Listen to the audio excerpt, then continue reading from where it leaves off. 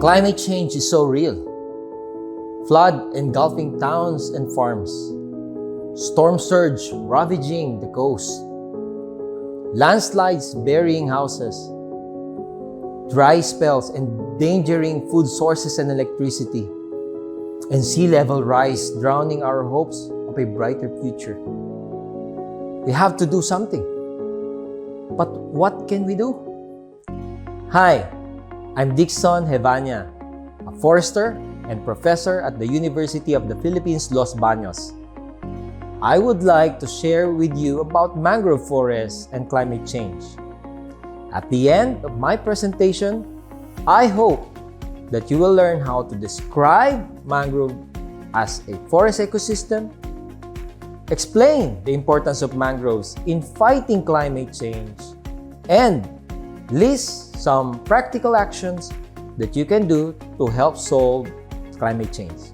Come, let's journey together as we explore the mangrove forest.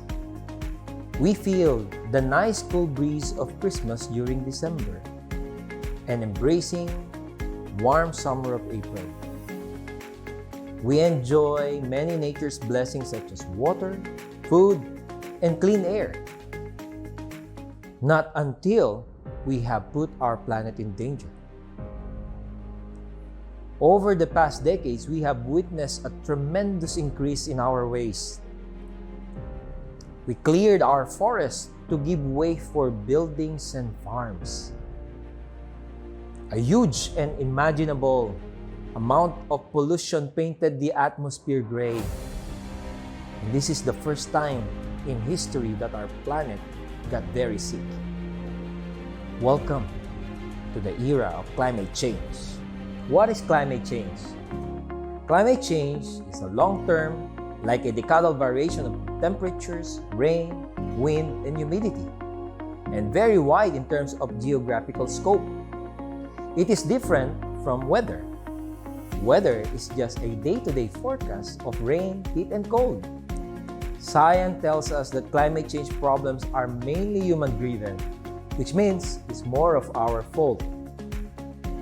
Too much greenhouse gases such as carbon dioxide in the atmosphere were mainly due to burning more fossil fuel to make cars and industries run, and cutting our forests to grow more crops and build more houses.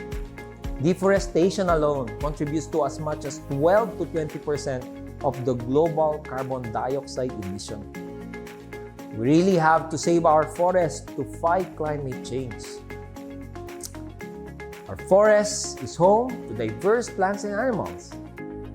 Many of our forests sustain rich cultures and traditions too. The Philippines has diverse tropical forest ecosystem, and they traverse from the mountain tops down to the coast. Among the forest ecosystem, my favorite is the mangrove forest. Did you know that mangrove plants are of exceptional creations? Mangrove forests can only be found in tropical and subtropical regions, in places where there is abundant rain and where land, rivers, and seas meet. Mangrove plants are halophytic, which means they can live in salty water and mud. The Philippines harbors more than half of the world's mangrove species, with as much as 39 different plants all in all. They grow in different coastal zones. For example, in the seaward zone, we can find the Avicennia, Soneratia, and Aegicera species. These trees love the deeper tide along the coast. In the mid-zone, the Bakawan or Rhizopora species can be usually found together with Bruguiera, Lumnicera, Cereops, and Avicennia. Lastly, in the landward zone, we have Xylocarpus, Excoicaria, Heritiera, and Nypha species. Mangroves also harbor unique biodiversity like crocodile, crabs, and different migratory birds. However, mangroves around the world have started to disappear in recent years. They are being removed to put up more fish ponds, rice fields, and oil palms. This means that our increasing demand for food is pushing our mangroves to their degraded states. Industries and houses have also begun to replace mangroves. In many places, many trees are being cut for charcoal, fuel wood, and tanning. Globally, we have only about 15.7 million hectares of mangroves left. Sadly, we are losing about 21,000 hectares each year. That's 1/3 of the total size of metropolitan Manila. So large indeed. Our country, the Philippines, ranks number 15 in terms of mangrove area with about 300,000 hectares. We really need to save what we have left. My journey towards this paradise was indeed amazing. I learned that mangroves can protect us from many harmful impacts of climate change and also help ultimately solve its root cause, which is no other than carbon emission. Did you know that mangroves can help fight climate change in 2 ways? It can be through, number 1, climate change adaptation, and number 2, climate change mitigation. In climate change adaptation, mangroves help us cope with the harsh impacts of climate change. They protect us from storm surge and strong winds. Science tells us that with wider and bigger mangrove forests, the more secured we are from the impacts of storm surge and tidal waves. Mangroves are also keeping our coastline stable. They hold sediments so that they won't erode and cause damage to many of our built environments. They also shelter other habitats such as corals and seagrasses from the harmful materials that come from land such as mud, garbage, and pollutants. They protect the diverse marine organisms that live in this habitat. Mangroves also provide us a lot of food and income. They truly help poor households survive. According to our latest research in Palawan and Bohol, a hectare of mangrove can provide at least $1,040 worth of ecosystem benefits to people. That's annually. In addition, mangroves can help us mitigate climate change. How? Let me briefly explain. The root cause of climate change is the unabated greenhouse gas emission and concentration in the atmosphere.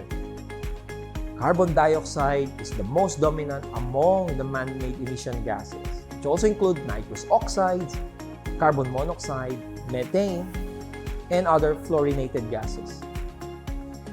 As you are maybe familiar of the greenhouse gas effect, the sun sent its light to our planet, and this is being both absorbed and reflected back in some ways.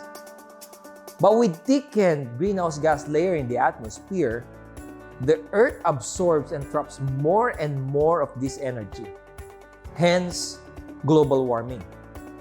And global warming changes the temperature and rainfall patterns.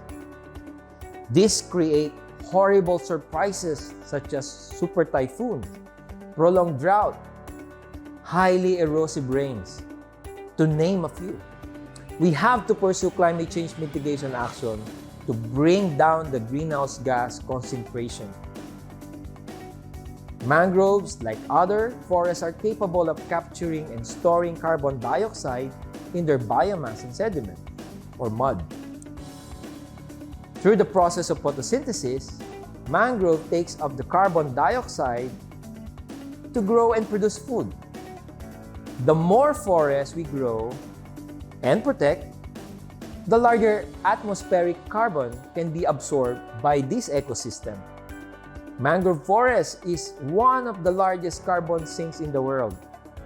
A carbon sink pertains to a natural ecosystem that sequesters and stores atmospheric carbon.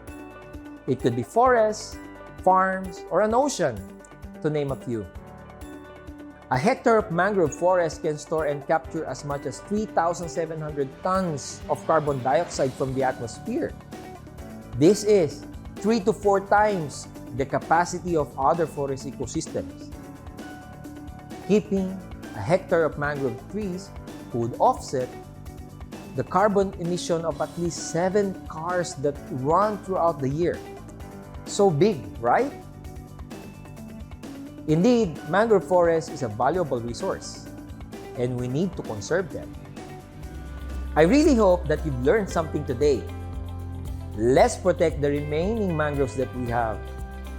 We should ask our leaders and policymakers to create plans, programs, and policies to prioritize mangrove protection. We should only allow livelihoods that will not require cutting them. Like in many places, local communities are earning their living from having mangrove forests as an ecotourism site. Let's also restore our degraded mangrove areas. We have to plant the right species on the different mangrove zones. Though many usually use bakawan or Rhizophorus species as a popular reforestation species, we have to remember that they cannot successfully thrive in zones where they are not suitable. There are many abandoned fish ponds near the coast. We have to focus our efforts to reforest and rehabilitate them back to once lush conditions. Finally, let's think of practical ways to reduce our carbon emission. Save water, save energy, save paper, save food, save fuel.